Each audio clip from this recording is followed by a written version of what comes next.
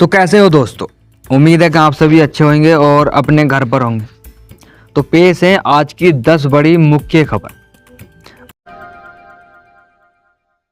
लड़की का पीछा करना एक भी घटना का पीछा करना नहीं है, बॉम्बे हाई कोर्ट का बड़ा फैसला। बॉम्बे उच्च न्यायालय ने हाल ही में स्पष्ट किया है कि किसी लड़की का पीछा करने का एक भी मामला भारतीय दंड संहिता की धारा 354D के तहत पीछा करने के दायरे में नहीं आता है। एक महत्वपूर्ण फैसले में बॉम्बे उच्च न्यायालय की नागपुर पीठ ने कहा कि किसी लड़की का पीछा करने का एक भी मामला भारतीय दंड संहिता IPC की धारा 354D के तहत पीछा करने के दायरे में नहीं आता है, जिसे उस समय भारतीय न्याय संहिता BNS द्वारा प्रतिस्थापित नहीं किया गया था। जब अदालत में जिस मामले की सुनवाई हो रही थी वह दायर किया गया था। लोट्रेन की रिपोर्ट के अनुसार अदालत ने इस बात पर जोर दिया कि पीछा करने का अपराध सिद्ध करने के लिए बार बार या लगातार व्यवहार की आवश्यकता होती है। जज गोविंद सनफ ने 5 दिसंबर 2024 को यह फैसला सुनाया, जो 2 व्यक्तियों द्वारा IPC और यौन अपराधों से बच्चों के संरक्षण अधिनियम पोक्सो अधिनियम के तहत कई अपराधों के लिए उनकी दोषसिद्धि को चुनौती देने वाले अलग अलग अपीलों के जवाब में दिया गया था। बॉम्बे उच्च न्यायालय ने उनकी अपील को आंशिक रूप से बरकरार रखा तथा उनके कुछ आरोपों से बरी कर दिया गया, जबकि अन्य मामलों में उनकी दोषसिद्धि को बरकरार रखा है। भारत में अपनी जैविक मां को खोजने के लिए स्पेनिश महिला की समय के साथ दौड़, बचा समय एक दिन है। इसने और उसके भाई को 2010 में स्पेनिश दंपत्ति ने ओडिशा के भुवनेश्वर स्थित एक अनाथालय से गोद लिया था, जब उनकी जैविक मां ने उन्हें छोड़ दिया था। स्पेन की एक महिला अपनी जैविक मां की तलाश में भारत आई, जिसने कथित तौर पर 20 साल पहले उसे और उसके भाई को छोड़ दिया था। हालांकि 21 वर्षीय महिला के पास अपनी पढ़ाई के लिए स्पेन लौटने में सिर्फ एक दिन बचा है। स्नेहा एनरिक विडाल बाएं स्पेन की 21 वर्षीय लड़की है, जिसे ओडिशा से एक स्पेनिश दंपत्ति ने गोद लिया था और अब वह अपने जैविक माता पिता को खोजने के लिए भुवनेश्वर लौट आई है। समाचार एजेंसी के अनुसार स्नेहा और उसके भाई सोमू को स्पेनिश दंपत्ति जेमा विडाल और जुआन जोस ने 2010 में अपने गृह राज्य ओडिशा के भुवनेश्वर स्थित एक अनाथालय से गोद लिया था। स्नेहा एनरिक विडाल बच्चों की शिक्षा पर शोध करता है और अपनी जड़ों को तलाशना चाहती थी, इसलिए वे अपने अतीत के बारे में बहुत कम जानकारी के साथ भारत आई। जब स्नेहा से पूछा गया कि क्या वह अपनी जैविक मां को उसे छोड़ने के लिए डांटेगी तो वह चुप रही। उस समय वह सिर्फ 1 साल की थी और उसका भाई सिर्फ कुछ ही महीने का था। समाचार एजेंसी के अनुसार स्नेहा के हवाले से बताया गया कि स्पेन से भुवनेश्वर तक की मेरी यात्रा का उद्देश्य, स्नेहा ने कहा, अपने जीवन माता पिता विशेषकर अपनी मां को ढूंढना है और उसने कहा कि वो चाहती है उनसे मिलना। इस यात्रा को पूरी तरह तैयार है और भले ही यह कठिन हो।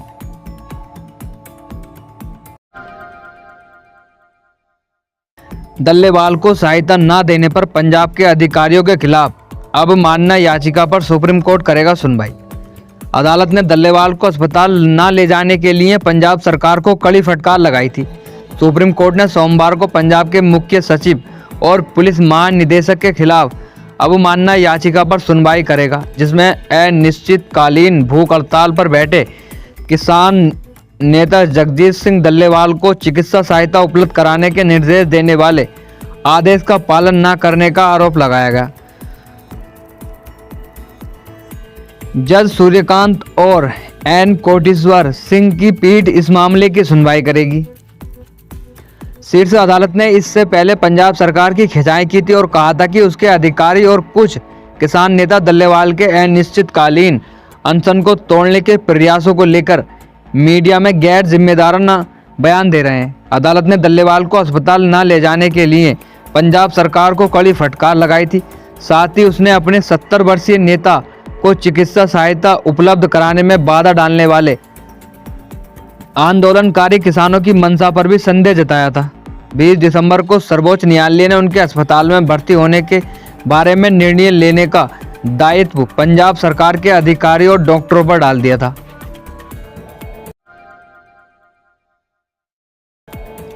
दिल्ली में लुटेरों ने 12 लाख रुपए के गहने लूटे और मिर्ची पाउडर से जवाबी हमला भी किया। दिल्ली अपराध समाचार में पुलिस ने मामला दर्ज कर लिया है और इलाके में सीसीटीवी फुटेज एकत्र कर रही है। पुलिस ने रविवार को बताया कि नकाबपोश लुटेरों के एक गिरोह ने बाहरी उत्तरी दिल्ली जिले के मंगोलपुरी में एक शोरूम से चाकू की नोक पर 12 लाख रुपए के सोने के आभूषण लूट ली। हालांकि अन्य दुकानों को लूटने की उनकी योजना विफल हो गई, क्योंकि स्थानीय दुकानदारों ने उनकी आंखों में मिर्ची पाउडर फेंक दिया, जिससे वे मौके से भाग गए। पुलिस ने मामला दर्ज कर लिया है और इलाके में लगे सीसीटीवी फुटेज जुटा रही है। उन्होंने पाया कि शोरूम में तोड़फोड़ की गई थी और सामान सड़क पर बिखरा पड़ा था और उन्हें घटनास्थल पर मिर्च पाउडर भी मिला। एक वरिष्ठ पुलिस अधिकारी ने पीटीआई भाषा को बताया कि मौके पर पहुंचने पर पुलिस ने पाया कि शोरूम में तोड़फोड़ की गई थी और आसपास की दुकानों का सामान सड़क पर बिखरा पड़ा था। कुछ दुकानों के सामने लाल मिर्च पाउडर के निशान भी पाए गए। गिरोह में 8 लोग शामिल थे और वे चाकुओं से लैस थे। उन्होंने गैस की अलमारियों को तोड़ दिया और 12 लाख रुपए का सोना लूट लिया। उन्होंने स्टोर के अंदर मौजूद ग्राहकों से भी लूटपाट की। प्रधानमंत्री 6 जनवरी को तेलंगाना में नए जम्मू रेल डिवीजन और टर्मिनल स्टेशन का उद्घाटन करेंगे। शुरू की जाने वाली प्रमुख परियोजनाओं में से एक जम्मू रेलवे की डिवीजन है, जो तेलंगाना के नागरिकों लिए भारत के अन्य भागों से संपर्क में सुधार करेगी। प्रधानमंत्री नरेंद्र मोदी सोमवार को मीडिया कॉन्फ्रेंस जरिए तेलंगाना में कई रेलवे परियोजना का उद्घाटन करेंगे। लॉन्च की जाने वाली प्रमुख परियोजना में से एक जम्मू रेलवे डिवीजन है, जिससे इस क्षेत्र के लोगों के लिए भारत के अन्य हिस्सों से कनेक्टिविटी में सुधार होने की उम्मीद है। प्रधानमंत्री रायगढ़ रेलवे डिवीजन भवन की आधारशिला में भी रहेंगे, जो पूर्वी तट रेलवे का हिस्सा है। उसी दिन चरलापल्ली न्यू टर्मिनल स्टेशन का भी शुभारंभ किया जाएगा। एक आधिकारिक बयान के अनुसार जम्मू रेलवे डिवीजन से रोजगार के अवसर बढ़ने तथा क्षेत्र के बुनियादी ढांचे के विकास, पैटर्न और समग्र सामाजिक आर्थिक विकास में योगदान मिलने की उम्मीद है। कॉलेज के गर्ल्स हॉस्टल में चुपके से यौन उत्पीड़न के आरोप में 2 गिरफ्तार प्रिंसिपल भी मामला दर्ज हुआ है। इस मामले में पोस्को अधिनियम के साथ साथ ताक झांक अपराध के लिए उकसाने वाले कानून की अन्य प्रासंगिक धाराओं के तहत मामला दर्ज किया गया। हैदराबाद पुलिस ने रविवार को कहा कि उन्होंने मेडचल स्थित एक निजी इंजीनियरिंग कॉलेज में कथित तौर पर ताक झांक करने के आरोप में 2 लोगों को गिरफ्तार किया है। कुछ छात्राओं ने आरोप लगाया था कि खाना बनाने वाले कर्मचारी उनके छात्रावास के शौचालयों में उनके गुप्त रूप से वीडियो बना रहे थे। समाचार एजेंसी के अनुसार महिलाओं द्वारा उठाए गए संदेह के कारण 1 और 2 जनवरी को कॉलेज में बड़े पैमाने पर विरोध प्रदर्शन हुए और 2 गिरफ्तार व्यक्तियों, कॉलेज के प्रिंसिपल, निदेशक और अध्यक्ष सहित 7 व्यक्तियों के खिलाफ मामला दर्ज किया गया है। मेडचल पुलिस स्टेशन में यौन अपराधों से बच्चों का संरक्षण पोक्सो अधिनियम के साथ साथ ताक झांक अपराध के लिए उकसाने और कानून की अन्य धाराओं का उल्लंघन करने के तहत पुलिस ने कानून की धाराओं के मामले तहत मामला दर्ज किया था। सरल शब्दों में कहें तो बायोरिज्म का अर्थ है किसी निजी ढांचे, औषधीय ट्रायल रूम आदि के अंदर व्यक्तियों पर अवैध इरादे से गुप्त रूप से नजर रखना। ओडिशा में बड़ी सुरक्षा चूक गई। झाड़ सुगुड़ दौरे के दौरान सीएम मांझी के पास गिरा और ड्रोन। मांझी के सतर्क निजी सुरक्षा अधिकारी और अन्य पुलिस अधिकारियों ने तुरंत ड्रोन को दूर भगा दिया। एक अधिकारी ने रविवार को बताया कि एक बड़ी सुरक्षा चूक गई। ओडिशा के मुख्यमंत्री मोहन चरण मांझी की तस्वीरें लेने के लिए प्रशासन द्वारा तैनात एक ड्रोन दुर्घटनावश उनके निकट जमीन पर गिरा। 2 जनवरी को घटित यह घटना उस समय प्रकाश में आई जब घटना का वीडियो क्लिप सोशल मीडिया पर वायरल हुआ।